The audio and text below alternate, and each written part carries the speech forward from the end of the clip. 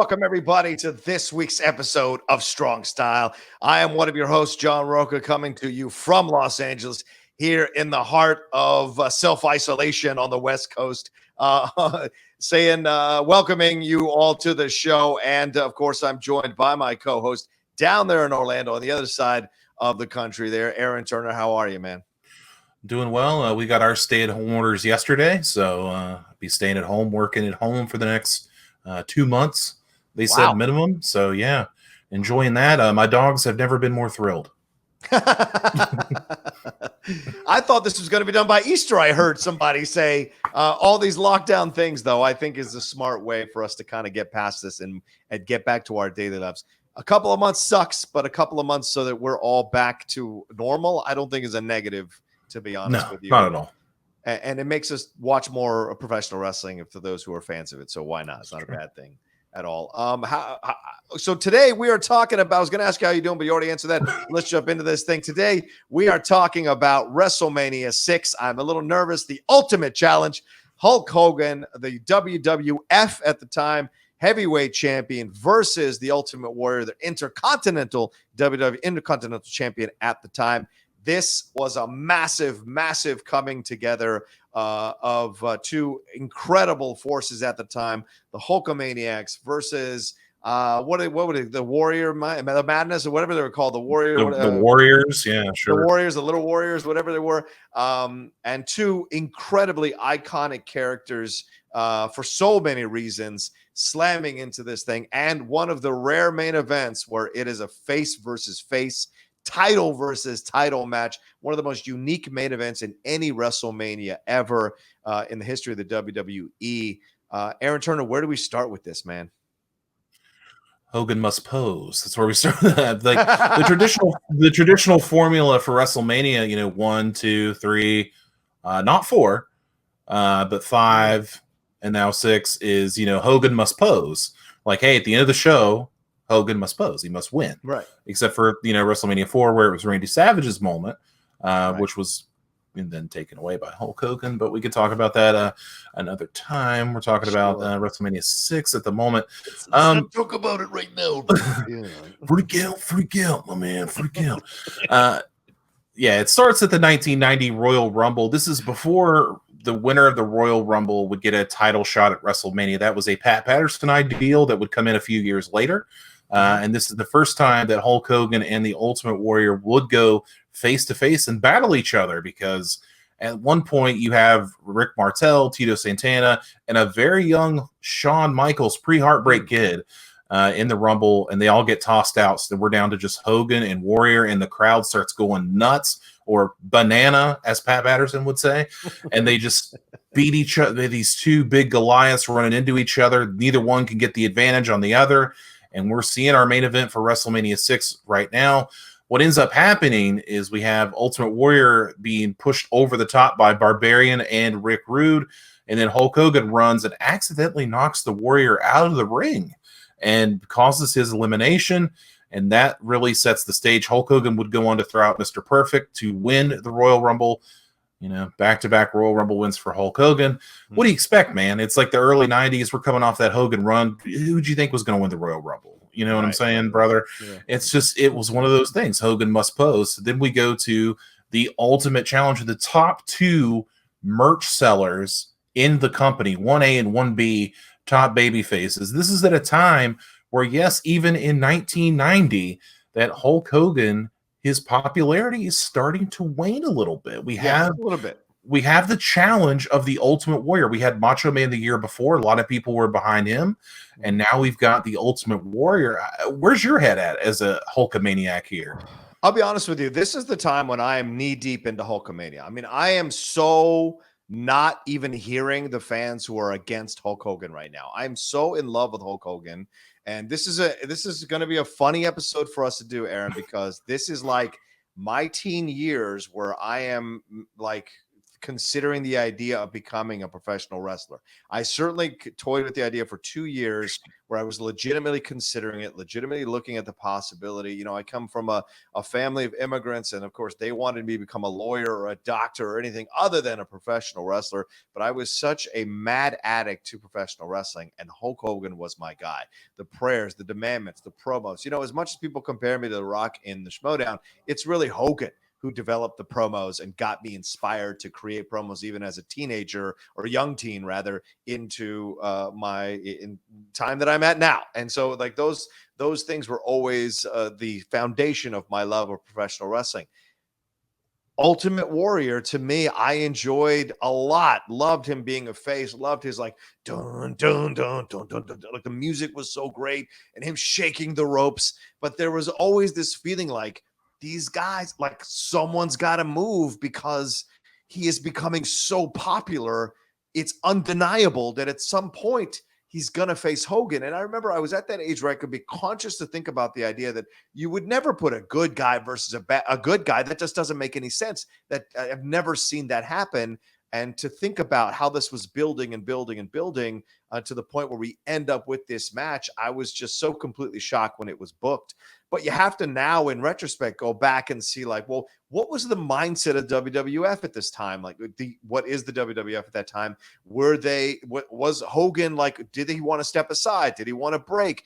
They obviously wanted to give Warrior a shot to run with the main strap for a while. Hogan would obviously have to agree to that at this point. His power was that strong in the company that he would have to agree to that at that point.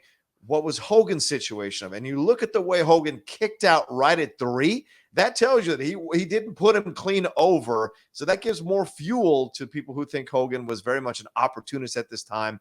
Didn't like the idea that he was having to step aside for someone else, you know, that kind of stuff. So you tell me, Aaron, what do you know about the history of the WWE going on behind the scenes at this time for Hogan to even consider losing to the Warrior? Well, it's like you said, it was a meteoric rise of the Ultimate Warrior. He came in and beat the Honky Tonk Man, who at the time was the longest reigning Intercontinental Champion of all time. He beat him in like 10 seconds. Mm-hmm. So this guy was already on his way. A lot of people didn't know that Jim Hellwig, aka the Ultimate Warrior, was tag team partners with Sting. Yeah. They were the Blade Runners back in the day, Blade Runner Rock and Blade Runner something else. And they were good friends. And look at the gimmick. Look how similar. Like a lot of people think they wanted just their version of Sting with the colorful paint. Are you kidding me, dude? As a kid, I was super into the Ultimate Warrior. Like, this dude's running, this dude's crazy, insane, all bouncing all over the place. Of course, I was a Hulkamaniac as well. So I'm sitting here. I'm like the person you don't want because I don't know where to go. I'm 5 years old when this is going on. So I don't know who to root for. I don't know what's going on. Let me ask you this. This might blow your mind. I'm not sure because it blew my mind and I've been watching wrestling forever. I didn't know until a couple of years ago this. Did you realize that the Ultimate Warrior is a Native American gimmick? No. Is it really? It's a Native American gimmick. That. Wow. The fist pump and the run is like a rain dance. And then like it's a Native American gimmick. Wow. I did not know that. I thought it was no idea. I thought Tatanka was the Native American gimmick. I did not know he was later on, but the Ultimate Warrior was originally a Native American gimmick. Wow. No, so that never ever occurred to me when I was watching it. That didn't even come. How great is that? How great is that? But yeah, you got the two top guys here, and it just happened to be one of those things where the Intercontinental Champion, who is the worker's belt, is the Shawn Michaels belt, the Bret Hart belt. It's the worker's belt. And in this scenario, they wanted to see what they had with the Warrior. So hey, let's put the Intercontinental title on him. Let's see what he can do. Unfortunately, Warrior, not the best wrestler. I think anybody would attest to that. Not a great wrestler by trade. Pretty much just a gimmick guy, body guy for sure. And so now we have the Intercontinental title going against the world champion.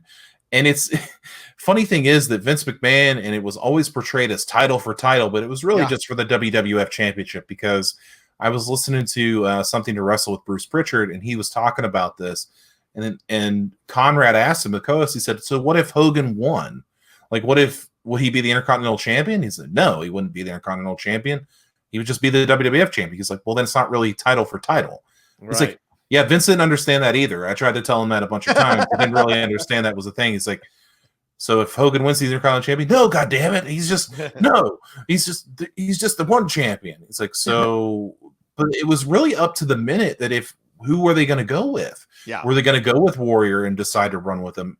You know, Hogan's the guy that's got to approve more or less and put him over because he's the top guy. Right. So the decision was made, hey, we're going to go with Warrior. And back in the day, these are decisions that had to be made like well far in advance. You're talking WrestleMania's in March, April. These decisions have to be made in October, November, because you got magazines you got to get out. Yeah. You've got new photos. You've got merchandise you've got to roll out. And if Warrior's going to be champion, you want to have that ready to go for people at the merch stand to grab onto this stuff.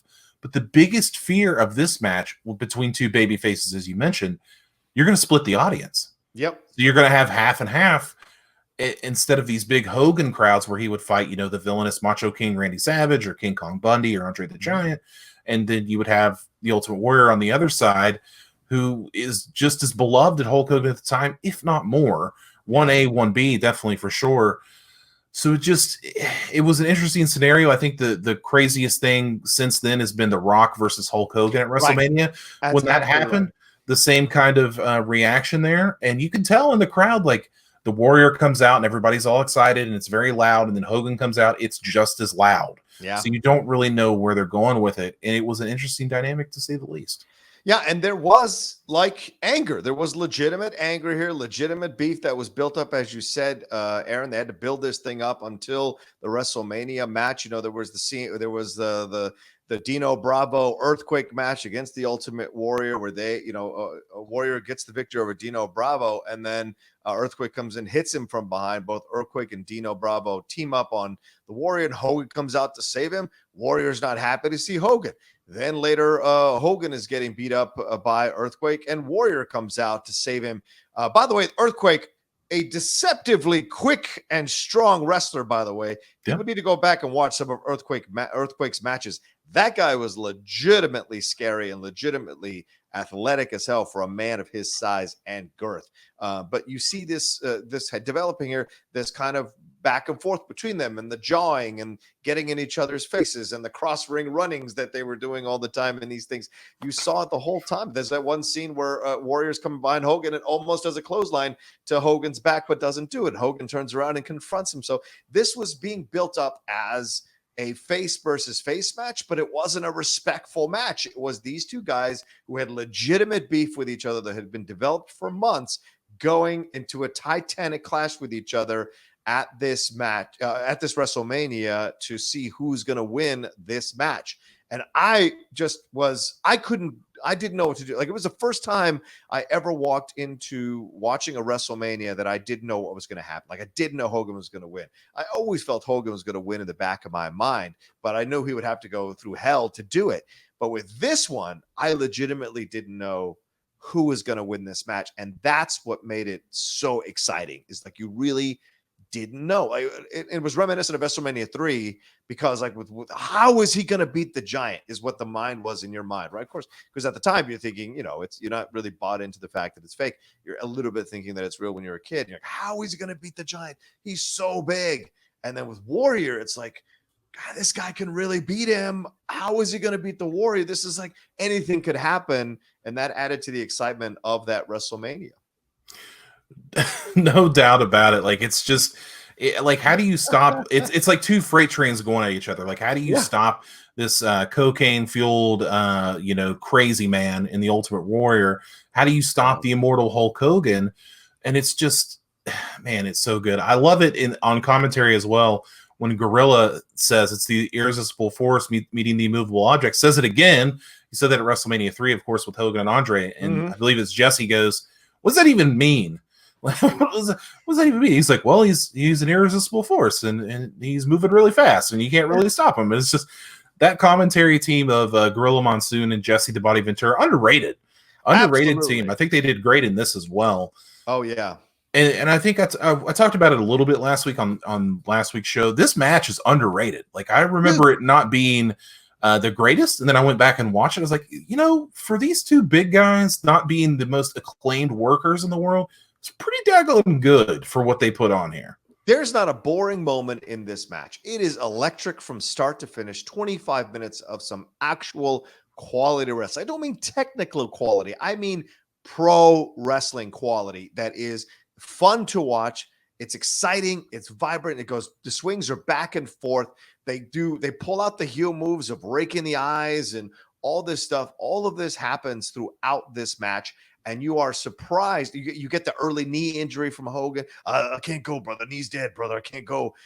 And it's all aided, exactly as you say, Aaron, by a very underrated broadcast team. I love when Gorilla's trying to say some of the muscles in the back, and Jesse just goes, the back, Gorilla, just the back. It's the back, not wanting. And I think it's brilliant the way they played off of each other, and it added to the element because everybody knows that Jesse the Body was an anti-Hogan guy whenever he called any of his matches. Much like Corey Graves is an anti-Sasha person, you do sense that you do notice, of course, very obviously, that Jesse was always against Hogan. But in this match, he called it down the middle. It was really interesting to see Jesse calling it for both sides and saying repeatedly, as long as it's fair, as long as both sides have to deal with this stuff. And Gorilla's like, that seems fair. That seems fair. So yeah, from the beginning, Aaron, so much excitement, so much energy. Hell, they don't even pull a wrestling move till 5 minutes into the match, and it's still exciting. Yeah. Hey, if you're going to body slam me, I'm going to body slam you. I'm going to rake your eye. You're going to rake my eye. Like, it's just this crazy back and forth. Interesting note, it is Jesse the Body Ventura's last WrestleMania as a broadcaster. Oh, wow, he would be gone after this, and for reasons. And then he would come back later to do some on-screen stuff, XFL stuff in the first run of the XFL. Which is kind of an interesting tidbit there. The test of strength between these two, which has become like legendary in GIF form because it looks a little weird in GIF form as the Warrior's head is near Hulk Hogan's crotch. And the camera angle that they had it at does not look great. And apparently it was a big hullabaloo in the back of people cracking up about it. Vince McMahon got a good laugh about it. So if they'll laugh about it, I think I'll laugh about it too. But fair. Yeah, they had the double knockdown. I mean, who was going to win? Were they going to get up in enough time? Like, who was going to pull this off? And then you had Hogan going for the leg drop, missing the leg drop. And then you had Warrior hitting the big splash, the 1, 2, the 3, barely the 3. Yeah. Hogan doesn't kick out, and Warrior gets the W. But the thing is, like you said, did Hogan kick out right at 3 to kind of stick it to the Warrior a little bit? Like, I think so. You think so? Oh, yeah. All pro wrestlers say that if you kick out right at 3, you're not putting the other person over. You're not really selling that move. You're not selling the move. Right, exactly. And I think that is something I'd forgot about when I went back to revisit this match. Because just like you, Aaron, I didn't remember that this match was that exciting. I was more caught up in the result. But revisiting it now, you can see, obviously with older eyes, the nuances of what's going on here. And I can't stress this enough. There's a lot of heel moves, not just the raking of the eyes. Look, Hogan's knee is supposedly dead. Warrior climbs out of the ring and kicks the knee 3 times outside the ring, then eventually throws Hogan into the ring, and they do that. Hogan does some moves of his own that's a little nefarious. We get the drop arm, we get the shaking of the finger, which is great, classic. You get the bear hug moment. You get the ref knocked down. That could you get both these guys doing their moves on the other guy and doing the 1, 2, 3 pin that the ref's not able to do at the time to prove that, I could have pinned you and you could have pinned me. There's all of that throughout this match that keeps it exciting and on a knife's edge and keeps you guessing about who the WWE is going to give the strap to. You really don't know to the last possible instant. And when Hogan misses the leg drop, which by the way, had never happened before, in my knowledge of it, had never happened where Hogan missed the leg drop. I remember as a kid going, oh my God, no. And then it happened and I could not believe it. I remember, Aaron, this is no lie. I was despondent. I came back home to my parents' house and I just was inconsolable. I locked myself in my bedroom and just was thinking, I'm going to get revenge for Hulk Hogan one day. And I'm going to get into professional wrestling and I'm going to beat the Warrior. Like, legitimately, these were thoughts of a young teenager looking at this. And I was just like thinking to myself, like, I'm going to get into pro wrestling and I'm going to beat him. How could he beat my hero? And it was for a lot of us who were Hulkamaniacs at a certain time. the idea that he could lose because of what he represented, the prayers, the demandments, doing the right thing, being a good person. And, Hogan's history through the WWF, through all these years of WrestleMania, is littered with best friends turning on him, always. Earthquake, Orndorff, so many guys that he was Savage, right? So many guys, they always turned on Hogan. That was always the thing at the end, that they always turned on him. And it was always somebody. But with Warrior, it wasn't a turn. Warrior was doing his own thing, and they just happened to clash because they're the two biggest forces in the universe at the time. And so, to me, he always had that hero aspect of the wrestling face for me. And so when he lost, I couldn't believe it. I didn't understand a post non-champion Hulk Hogan world. I could not conceive of it. And I didn't have to conceive of it for much longer, that's for sure, because Warrior just kind of wasn't there much longer. Yeah, afterwards. Something interesting, I found out through watching this match again that the Ultimate Warrior was a Native American gimmick, which blew my mind. Mm-hmm. But I also found out that the reason they don't do the sleeper hold with the arm up and arm down anymore was due to the advent of the Ultimate Fighting Championship. Because in the UFC, if you're out, you're just out. So once the UFC got popular and they added the tap outs and stuff like that went away, and I was like, that makes a lot of sense. That makes a lot of sense because if you're like Randy Couture and you're choking out, I don't know, Tito Ortiz, you're not going to put his arm up 3 times. You're just going to tap him, and if he doesn't move, then I think we're done here. So that makes a lot of sense now that I think in retrospect. But back in the day, I still will profess it was the coolest thing to watch, like a dude like from the brink, just no, I'm not dead yet, brother. So I love stuff like that. But yeah, the Ultimate Warrior would not be around for much longer after this. Yeah. The thing about it was the run that he had with the championship was not memorable. I mean, he had some feuds with people that he already feuded with, like Rick Rude, and then he eventually had the feud with Sergeant Slaughter, which ended his title reign as the Macho Man would crack him. The Macho King would crack him over the head with his scepter at Royal Rumble, allowing Sergeant Slaughter to get the victory, become champion, and then, of course, who was waiting at WrestleMania 7? Hulk Hogan, brother. He was waiting. But another interesting tidbit I found out, allegedly, and this is from Bret Hart, so you can take this with a grain of salt, old crotchety Bret Hart, that backstage after WrestleMania 6, Hogan said to Bret and some people that were around, Warrior won't last as champion. You just wait and see. They'll be... he's not going to last, and Vince will be calling me saying, hey, come back. We need you to be on top. Just wait. He won't last. So, wow. So he kind of called it. He was right. Yeah, he was. Unfortunately, and, now in retrospect, you can tell watching Warrior's promos, you can tell this is a guy that's not really all there. And, of course, he's the late, great Ultimate Warrior. Nothing against him at all as a person, and you can feel however you feel about him when you watch those old shoot interviews or watch him do those confrontational videos with people when he's doing his speeches.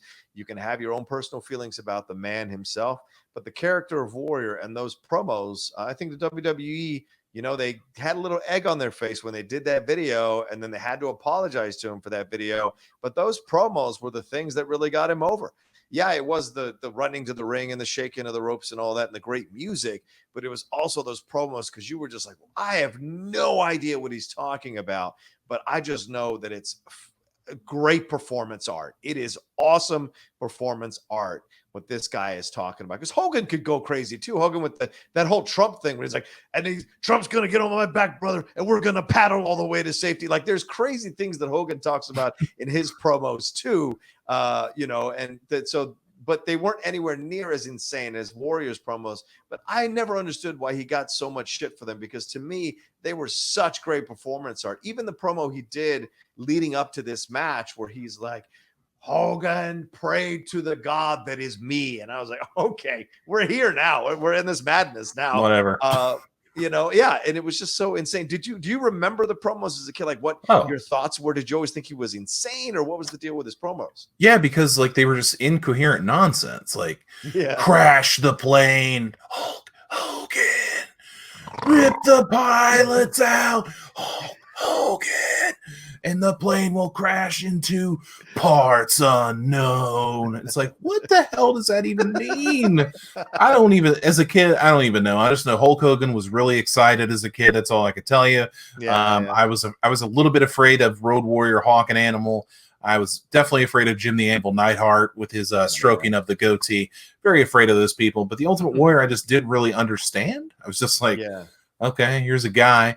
But I mean, it is kind of worth mentioning that his off wrestling promos about especially some folks in the LGBTQ community, not good. Can't condone that. Not good at all. Not gonna mess with that. But Ultimate Warrior did have to relinquish his Intercontinental title, though he didn't get to keep both belts. It is worth noting that Mr. Perfect did beat Tito Santana in the Intercontinental title tournament to start his historic reign. Who doesn't love Mr. Perfect? Right. And of course, Hogan would take a little time off. He would go to Japan and wrestle, and would come back and feud with Earthquake, as we mentioned earlier. And then, of course, would go on the next year to beat Sergeant Slaughter and become WWF champion. We talked about Warrior losing the title to Sergeant Slaughter, but it is also worth mentioning that this is not the only time that Hulk Hogan and the Ultimate Warrior threw down. Oh, man. How the Ultimate Warrior, or Warrior as he was called due to copyright, was brought into WCW to feud with NWO leader Hulk Hogan. And it is probably one of the worst matches in WCW history. The rematch at Halloween Havoc between these two that just is really bad. Like, if this match is good, this other match is the exact opposite. It is really terrible. Both these guys are way past their primes, both blown up at this. Well, I should say Hogan was past his prime. He went on for like another 10 years, but you know, Warrior blown up 2 seconds into the match, and just, they tried to use a fireball, and it was really, really awful. And apparently all you have to do to stop the Ultimate Warrior is hit him in the back with a steel chair and then grab him by the crotch, and that's all you got to do. So it didn't really tarnish the legacy, because most people still, when you think Warrior Hogan, you think WrestleMania 6. You don't think of Halloween Havoc unless you need to make a joke. But at the time, my God, like it's like Michael Jordan, Larry Bird. It's like the two biggest names in any sport just going one-on-one with each other. You know, like, it was like, hey, Emmett Smith and Barry Sanders are going to do a 40-yard dash contest. It's like, what? Like, I want to see that. Like, who's going to win? Who knows? But I want to see Randy Moss and Jerry Rice catching footballs. Like, it's just crazy stuff like that. And it's something you wouldn't get for a long, long time either. And it's also proof positive, Aaron, that just winning the strap is a separate challenge.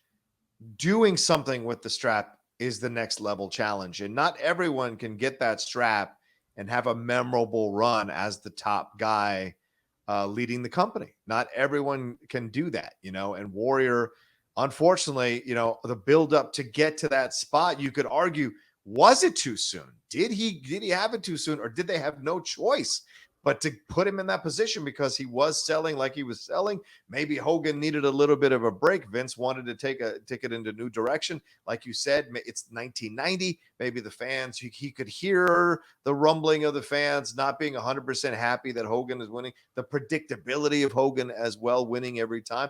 Maybe the fans had gotten enough of it, and they sent Hogan, like you said, he went to Japan and wrestled for a little bit and then came back and, you know, resumed his mantle. And we're 2 years away from the WrestleMania 9 debacle, which was really, to me, the nail in the coffin of Hogan, the WWE. And then he's off, like you said, starting this whole new career in the WCW, still lasting as long as he did. And I think Warrior could have had a shot to do that if he'd understood what to do once he got to that mountaintop and how to maintain it, because the kids were all aboard with the Warrior. I mean, there was all kinds of merchandise, the little tassels, the makeup, the masks, all that kind of stuff. Kids were into it. It just, in the end, you know, I think it overwhelmed him, or he just didn't have a head for business like Hogan did, and it ended up costing him. Yeah, definitely. I mean, there's two things that can happen in wrestling when you win the championship. Either the man makes the belt, or the belt makes the man. Mm-hmm. In the case of Hulk Hogan, he made the belt. He was already Hulk Hogan, Hulkamania. It's like, here's this belt. And now the belt's like way more important because Hulk Hogan is holding that championship. Yeah. Well, now we're going to use the world championship to make Warrior an even bigger deal. And sometimes it works out, and sometimes it doesn't. Look at a case like, let's say, John Cena. John Cena was a top guy. We're going to give him the belt. We'll see if they can make John Cena even bigger. And of course it did. He was on top for 15 years. Let's look at a guy like The Rock. He can make that belt. Stone Cold, he's the top guy. Let's see if he could make that belt even more important. And he did so.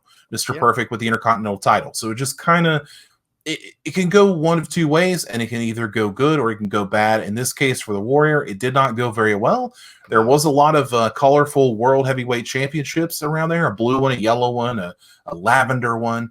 Those are really cool, but it just wasn't cool enough and good enough to make Warrior a long-lasting champion in the company, right as it was kind of at its apex, more or less. Hulk Hogan was still the top guy, and then here was the Warrior coming to take that spot.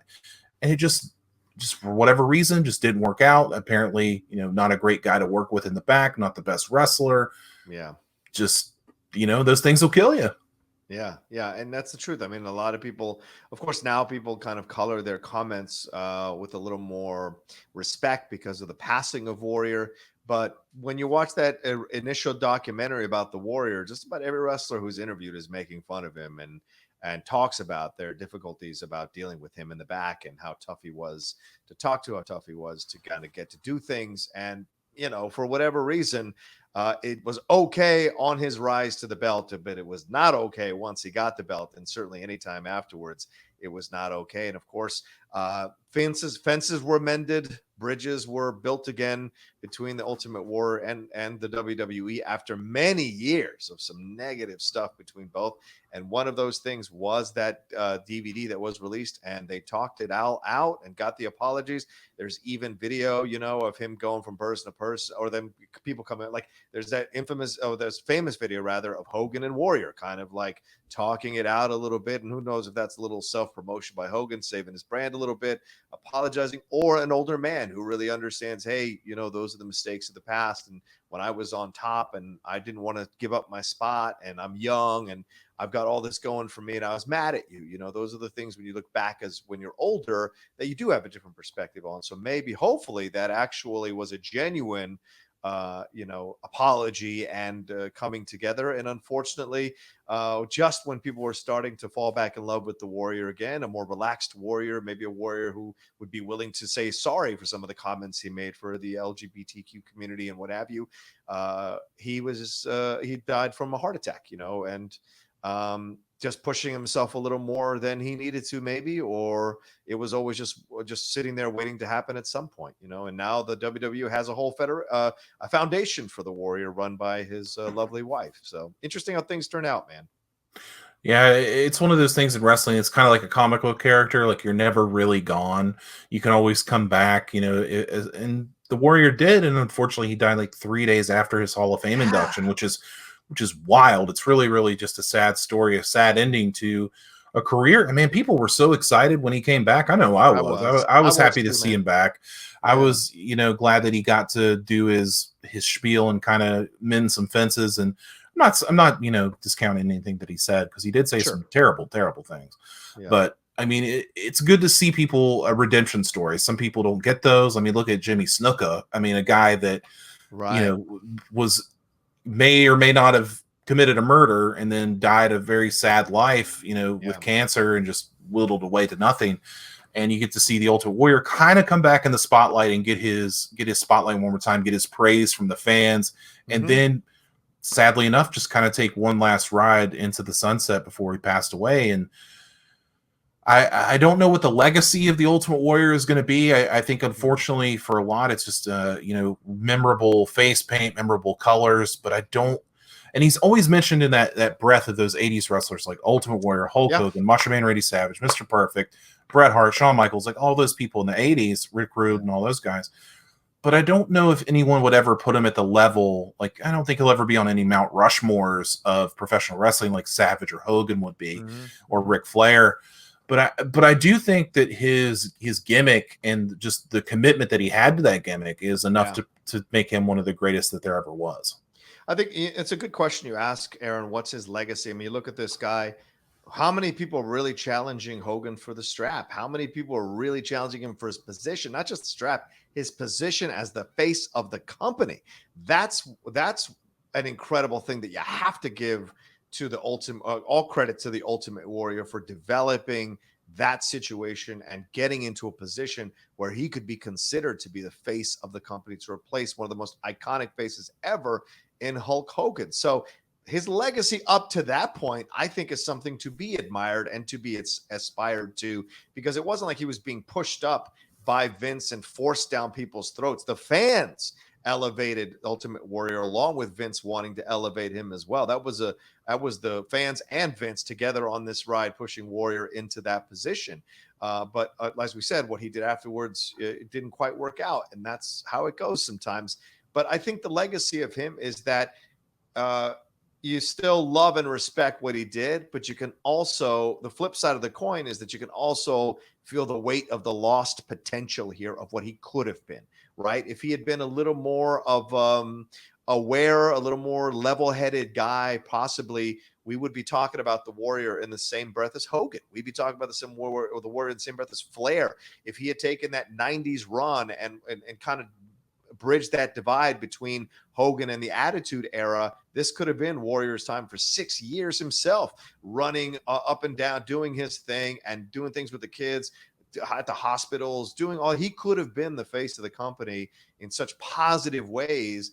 But unfortunately, I think it was a bit too much for him, or it overwhelmed him and his own personal points of views and approaches on things. It just, in the end, didn't work out for him. So to me, that's the legacy I feel about the Ultimate Warrior. One of the most incredible characters ever in the history of professional wrestling, ever, bar none. Certainly one of the most memorable, but also one with a lot of, sadly, wasted potential when you look at him post-title.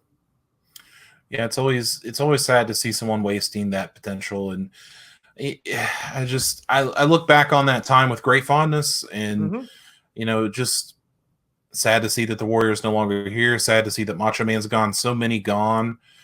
But yeah, I mean, back then, I always pop on a Warrior promo or something. By the way, just as a side note, there is this unbelievable series of stuff that he does with Jake Roberts, where the Ultimate Warrior is like trying to find his warrior spirit on like WWE Super. It's on YouTube. Yes. It's the most ridiculous thing I've ever seen in my life. It's insane. Like if you get a chance, just type in Ultimate Warrior Jake Roberts promo superstars. It's like he's in like a dark room with a bunch of snakes, and he's like trying to find his way through the spirit realm. It's fucking weird. Like, you guys need to watch this stuff. Like, it's crazy, and it fits his character to the T. Little extra homework for you there. I watched that in real time and loved it. The madness of it.